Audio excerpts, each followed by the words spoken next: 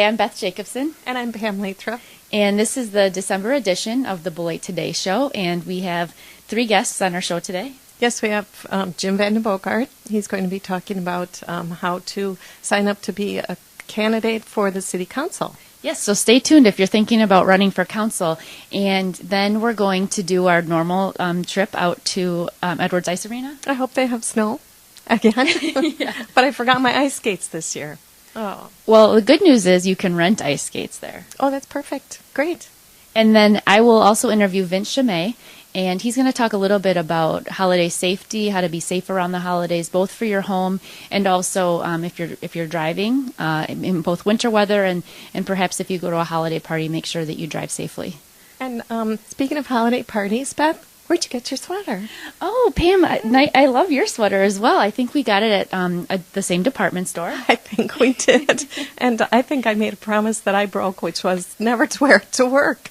And here we are on camera, rocking the same sweater. We're twins. With 2 different looks, black and white, skirt and pants. So here you go for all your holiday shopping needs. Go to your local department store. Fashion with Beth and Pam.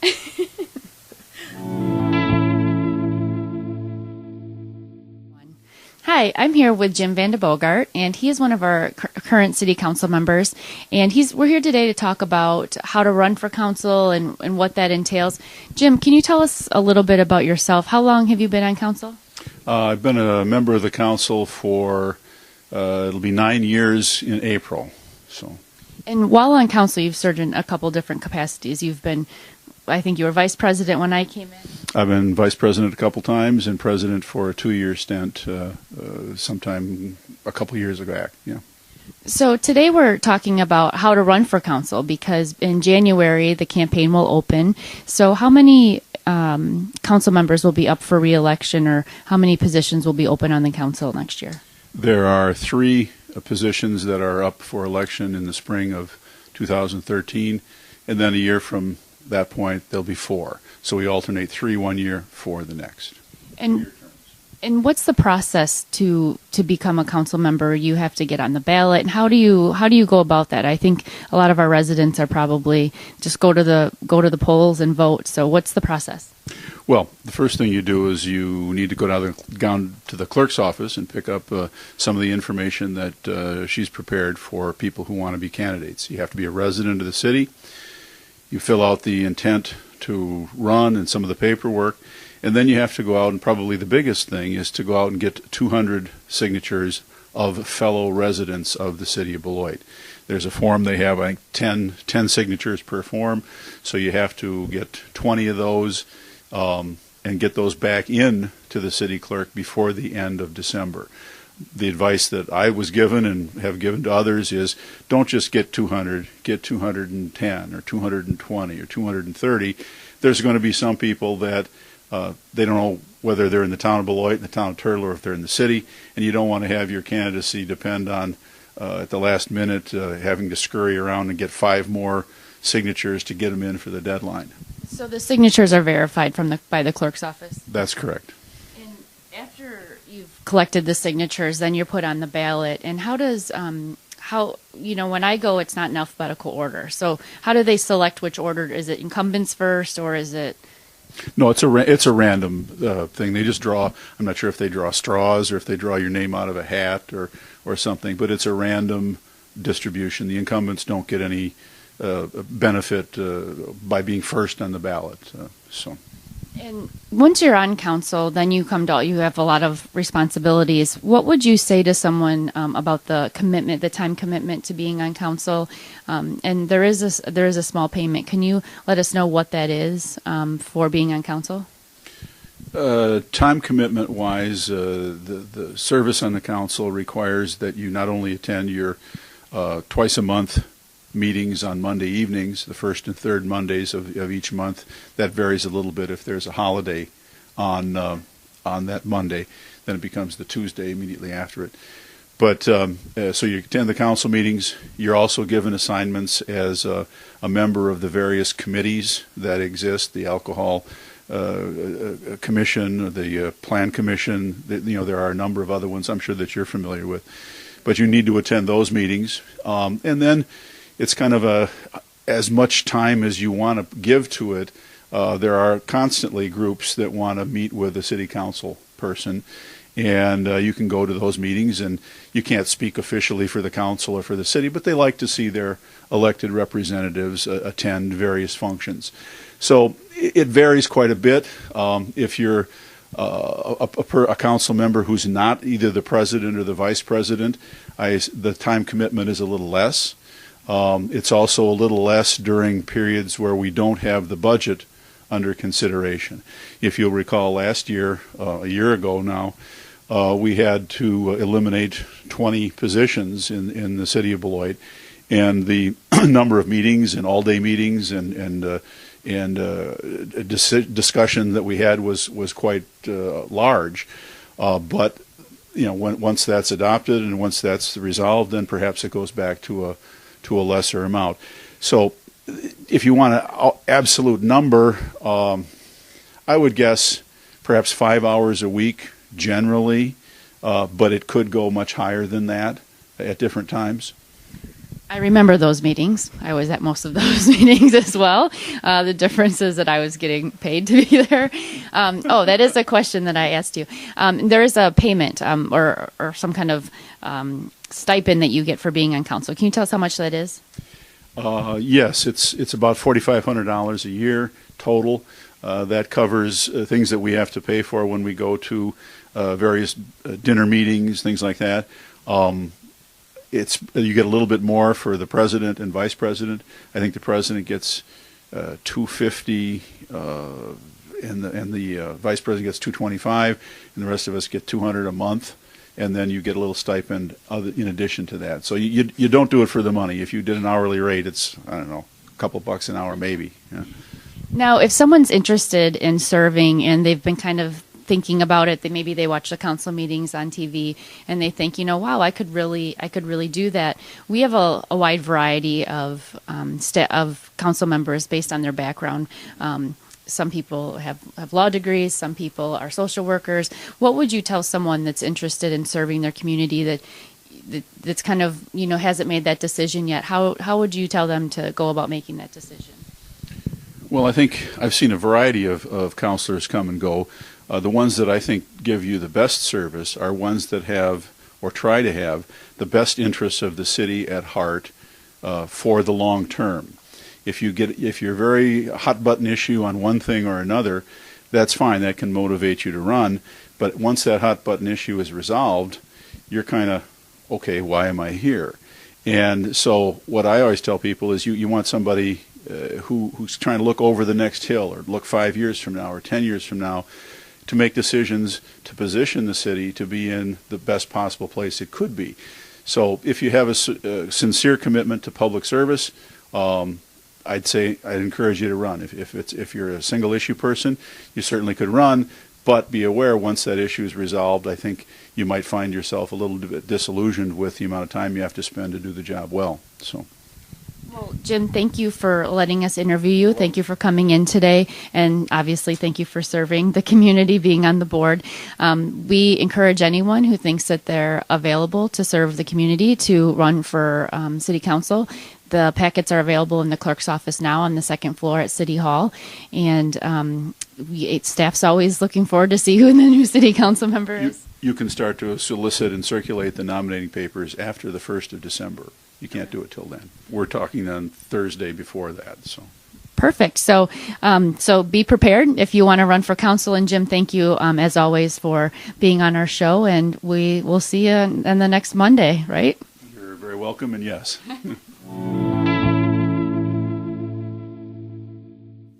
We are at the Edwards Ice Arena in the skate room. And I understand this is a newly remodeled skate room. I'm with Spencer Waite today, and he's going to tell us all that we need to know about skating. All right. Well, thanks for coming out, and I'd like to let everybody know that public skate has begun for the year. We have public skate on Friday nights from 7 to 10, and Saturdays and Sundays from 2 to 4. We have over 200 pairs of ice skates that are available for rentals, and we just encourage people to come out and give it a shot and see if they enjoy it.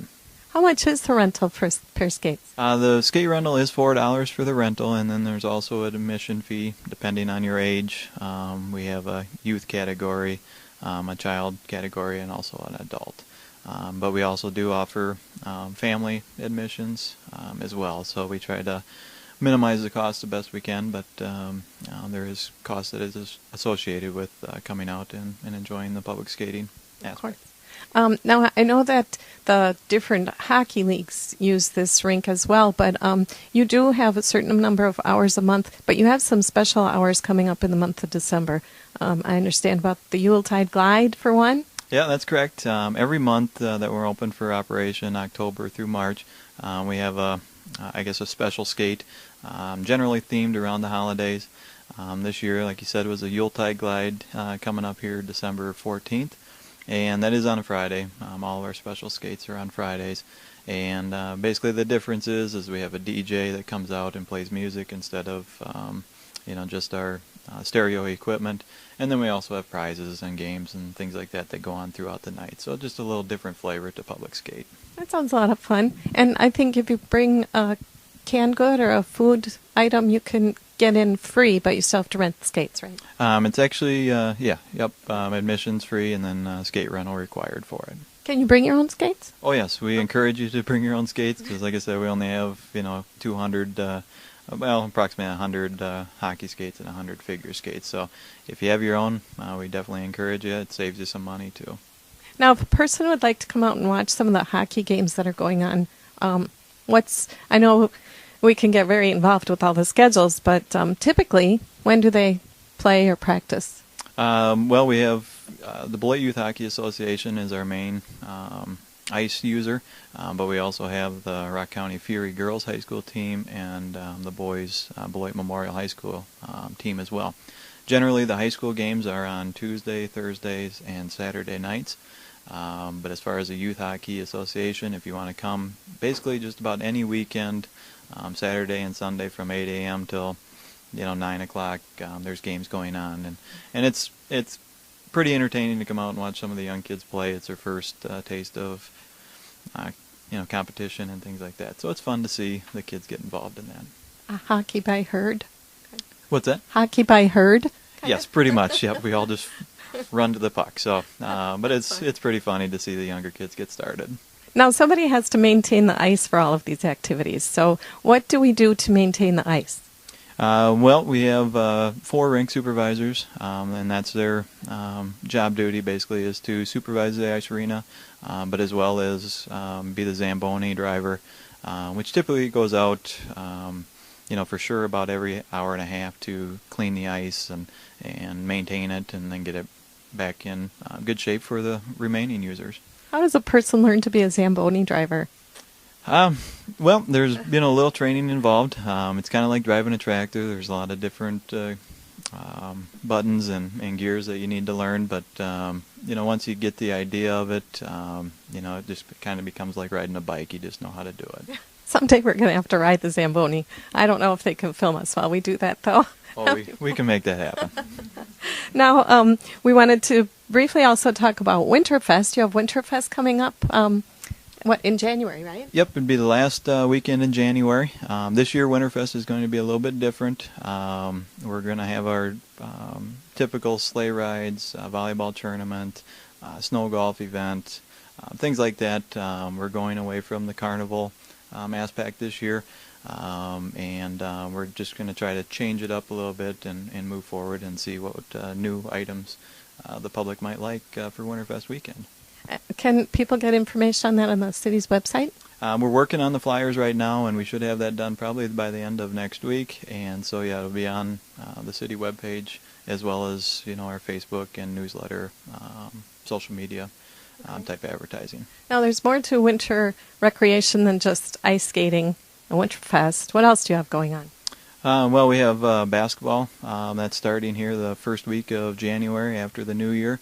Deadlines for basketball will be right around December 19th, I believe. And, so we're always looking for new and returning teams, and we hope to have, somewhere between, 16 and 18 teams again this year.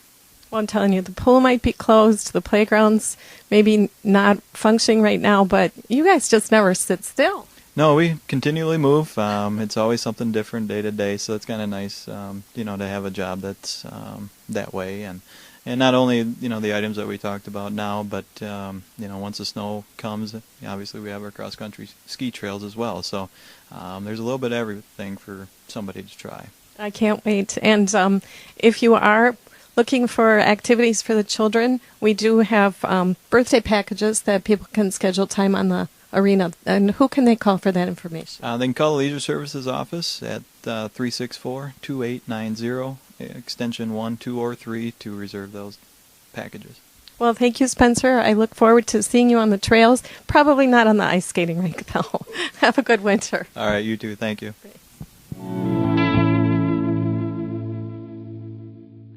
Hi, I'm here in the police department's conference room with Captain Vince Chimay, and we're here today to talk about some holiday safety and things to think about during the holidays. They're coming up, and we want everyone to be as safe as they can. So let's start with snow. It hasn't snowed yet, but when it does, what do you want people to know? Well, the first thing folks should know is that anytime there's 4 or more inches of snow, a snow emergency will be declared, and all vehicles have to be removed from the city streets during that snow emergency time frame. And that's usually posted on the city website, and it's given out to all local media. So folks should know the time frame of when the vehicles have to be off the street, and they have to remain. Don't put them back on once the street is plowed, because the emergency may still be underway. And one of the things that's important during this, even when it's not a snow emergency, is to make sure that they're doing the alternate side parking right, because otherwise it's hard to get a plow through.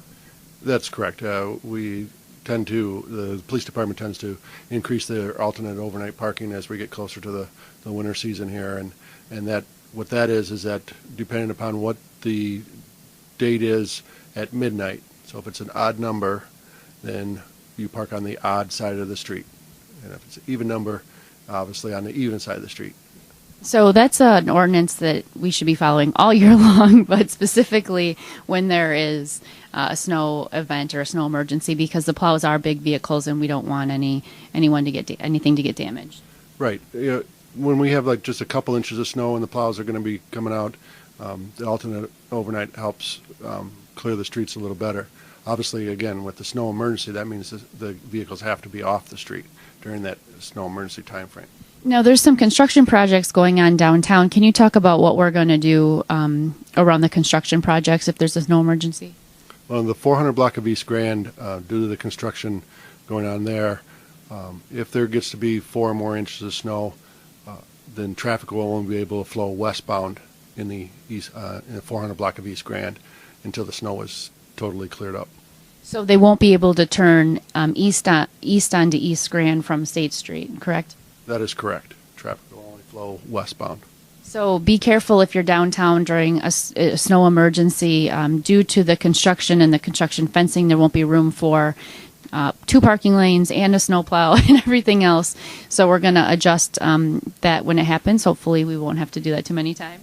Yeah, we're hoping that it never happens. That would mean that we never got 4 or more inches of snow, but it makes it very difficult to clean up the snow down there. So it should only be for probably a day, shouldn't be any longer than that unless it's a long snow event.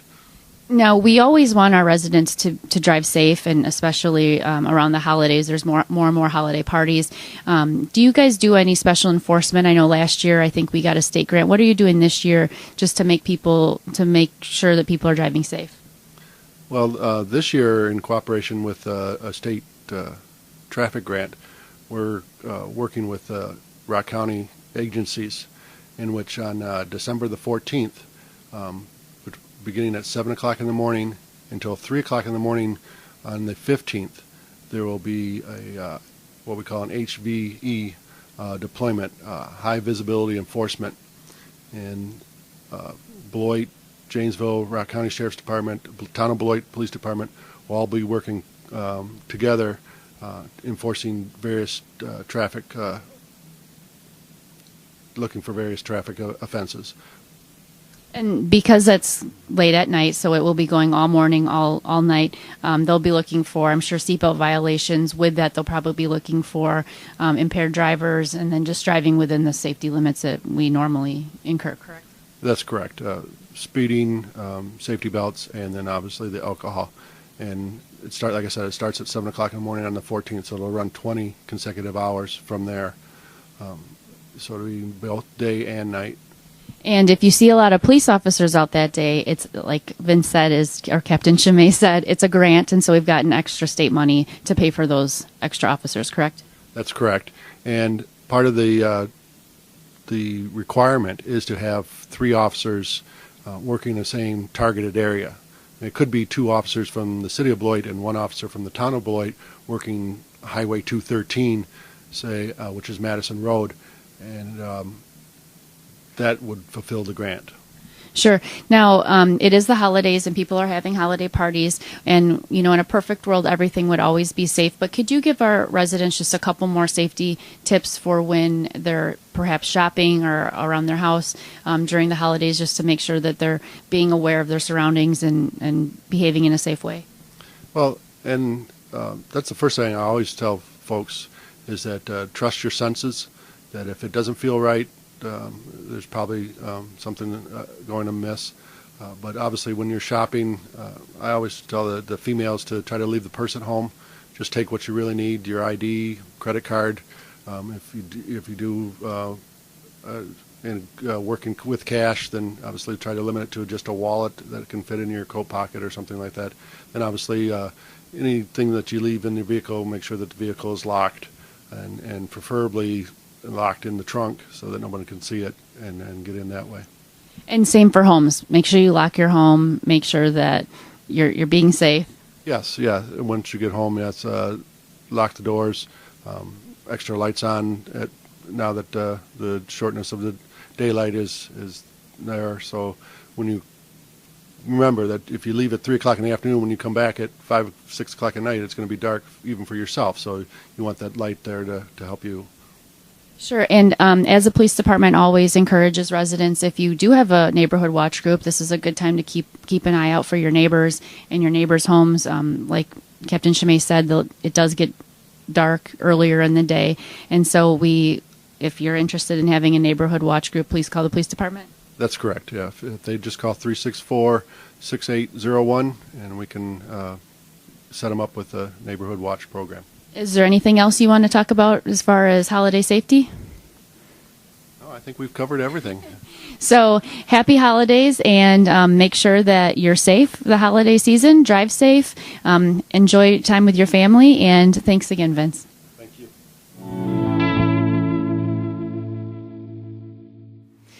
We're standing in front of a snowbank. Yes, there's not much snow, but we found it. Well, this might be the least amount of snow we see this year. It might be the most amount, who knows, but it's a beautiful day, and we want to thank everybody who was on the show again today. Yes, always we want to thank our guests and thank our film crew for helping us. I just wanted to mention that Jim Vandenbogart did a great job talking about serving on the city council.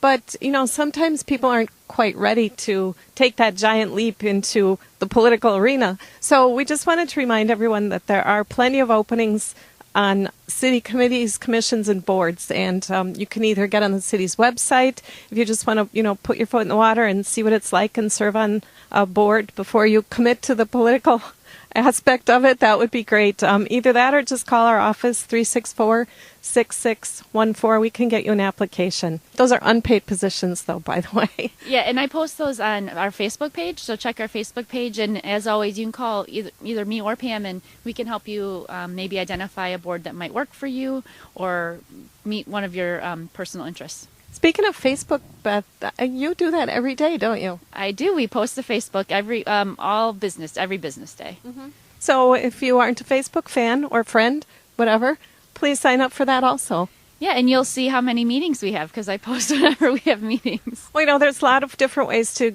keep abreast of city functions. I know the police department still has the Nixle, and there's Facebook. Several different groups have Facebook. I think the Parks and Recs has a page, and there's our website. So please stay in touch with us. Yes, we want to keep you as informed as we can, and we're doing our best to push out as much information as soon as it comes in. And as always, have a safe and happy holiday season from us to you. Happy holidays. Happy holidays.